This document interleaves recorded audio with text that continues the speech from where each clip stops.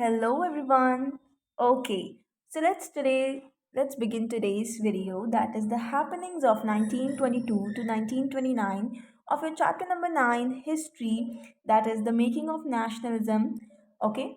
So let's begin. But first of all, I would like to recall you the previous videos, some topics that we were learning, right? So what were the topics? So in the previous topic, we studied about that how deep faith people have in Mahatma Gandhi, right? And how deeply they believed in Mahatma Gandhi. They used to compare Mahatma Gandhi with their gods, with Krishna, and all of these lords, Hindu lords, right?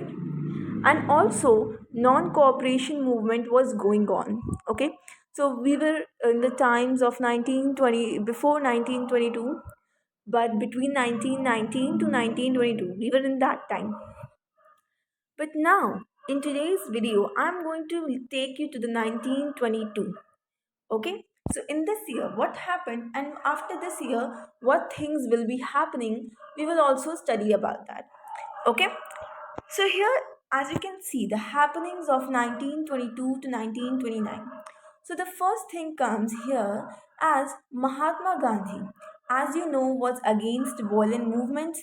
He abruptly called off the non cooperation movement when, in February 1922, a crowd of peasants set fire to a police station.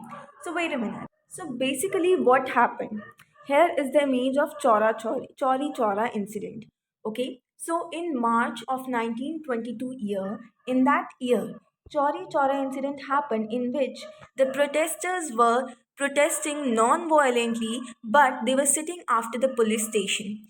And police station, this incident happened in where? This incident happened in um, United Provinces. So people were protesting calmly without violence, but police stations started firing over the people.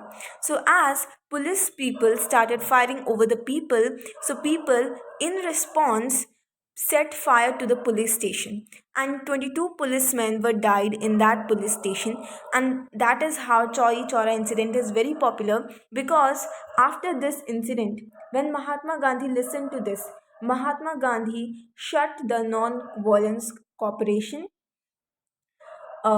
this non-cooperation movement, and he just closed this non-cooperation movement, and people were a little, discontented with Mahatma Gandhi. Now the non-cooperation movement is over, right? And as this got over, Gandhiji's followers, some of the followers stressed that Congress must do constructive work, means developing work in Congress should be doing some developments in the countryside areas, means the rural villages or the rural areas of India. And some of the Congress leaders were saying that Congress should argue, some of the Congress party should fight elections to councils and enter them in order to influence government policies. Means that any step taken by British government or government policies, their policies. So if any step will be taken, if there will be the interference of any Indian politician or any Indian somebody, so any Indian leader could say or influence the policy or the decision taken by the British Parliament. So one should be Congress should take part in the elections and should fight the elections. And who were these Congress leaders? These Congress leaders were the Chittaranjan Das. We, in short, we call him as C.R. Das. And secondly was Motilal Nehru. Okay, so Motilal Nehru was the father of Jawaharlal Nehru, and he was also working in the in the freedom fight. He was also the part of freedom fight. And C.R. Das, who was the Chittaranjan Das, and here you can see the image of him also, that he was the major figure in freedom movement. Basically, he was a lawyer from, and he belongs to East Bengal. East Bengal refers to the that part of Bengal which is currently in Bangladesh. Okay, and the West Bengal is in India, and the East Bengal is the Bangladesh. He was especially active in the non-cooperation movement. Okay, so now Chittaranjan Das and Motilal Nehru was putting pressurizing over this thought, but Congress worked in 1920s. Congress worked some developing work for the some developments in the rural areas and the work for people. Okay, so Gandhians were able to extend their support base, means there were more people began to come and support Gandhians and become the followers the Gandhiji.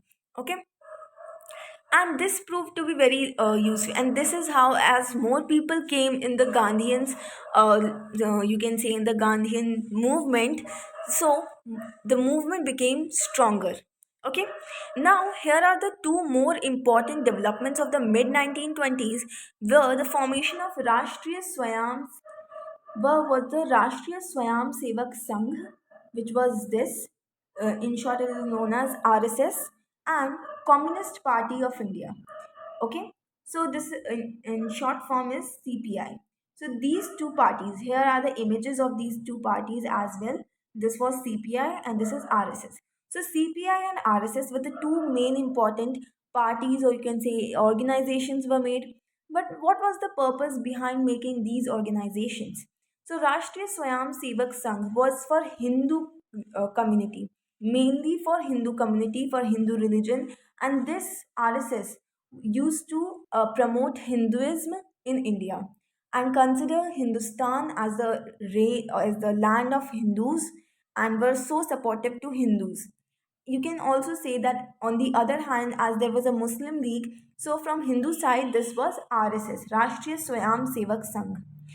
So, Rashtriya Swayam Sevak Sangh idea was that Hindus should be promoted, Hindus should be there, and they should be working. But on the other side, what was the purpose of CPI? CPI was the Communist Party of India. In the further classes, you will get differentiation between what was communists, what was socialist, who was nationalist, and there is a lot of difference between these parties.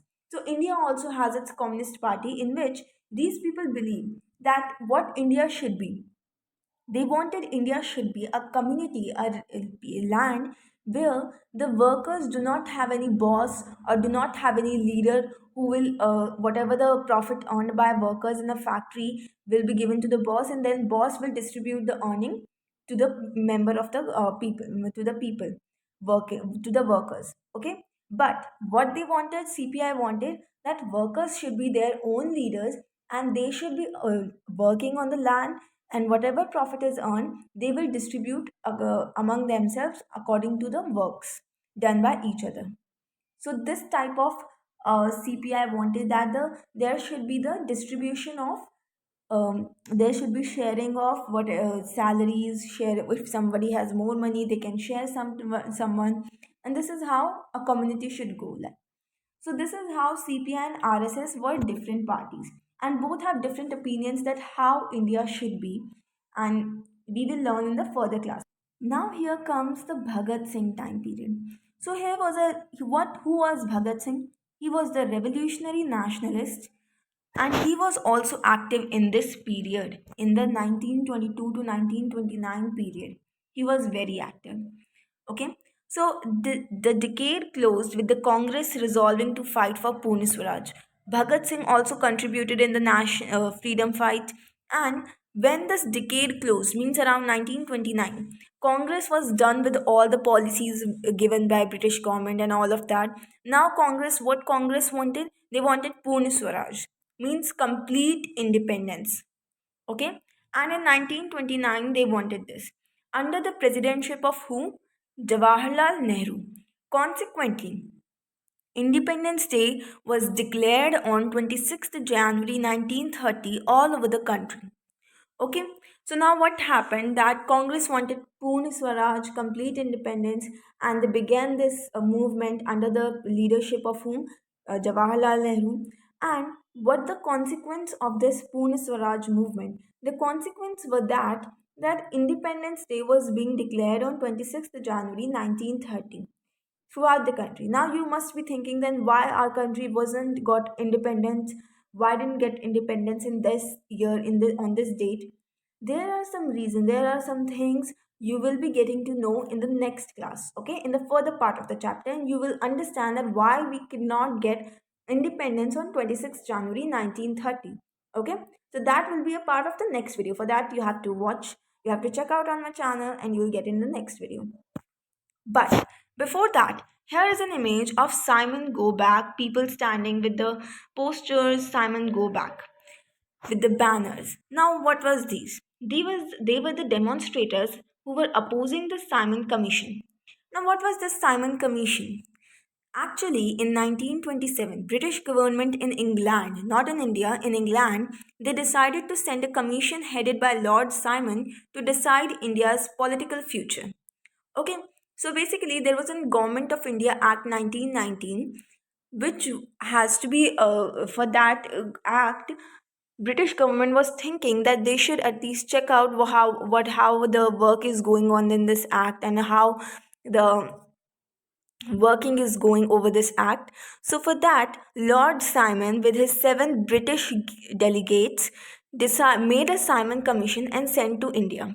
Okay, the commission had no Indian representative. So, in that commission, there was no Indian. The decision created an outrage in India because Indian delegates should be included in that commission, in that Simon Commission or Simon meeting, but they were not included. They were excluded from that.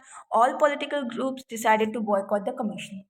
Everybody means RSS, CPI, or you can or Congress, everyone was opposing the Salmon Commission that we won't take it until and unless we won't be given to that opportunity to be in the delegates of the Salmon Commission, and we were not given, so we cannot go, we cannot take it.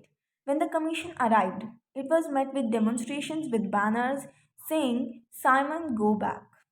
Okay, so this is how people got so engaged in the freedom movement, and people were so active. Indian people were so united during that movement, and there was no Hindu Muslim like in the current situations, right? So I hope you got it, and if you have any kind of question or doubt related to this, please mention in the comment section. I'll definitely answer. Thank you. Have a good day. And also, if you like the video, like it, and don't like the video, dislike it. Bye.